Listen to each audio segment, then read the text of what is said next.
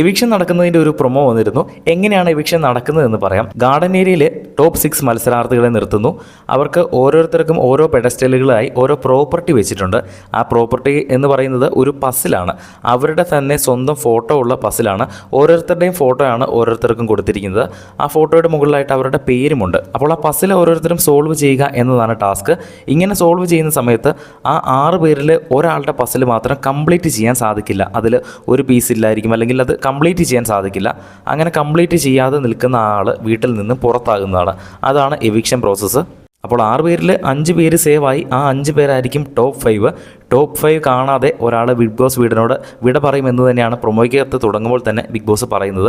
Mid week എവിക്ഷനിലൂടെ രണ്ടാമതൊരാൾ ഇന്ന് പുറത്താകും. Top 5 എത്തുക എന്ന ഒരു ലക്ഷ്യം സാധിക്കാനാകാതെ ബിഗ് ബോസിനോട് വിട പറയുമെന്നാണ് ബിഗ് ബോസ് പറഞ്ഞിരിക്കുന്നത്. ആ 6 പേരിൽ നിന്ന് ആര് പുറത്തു പോകണമെന്നാണ് നിങ്ങൾ ഏറ്റവും കൂടുതൽ ആഗ്രഹിക്കുന്നതെന്ന് താഴെ ഒന്ന് കമൻറ്റ് ചെയ്യുക.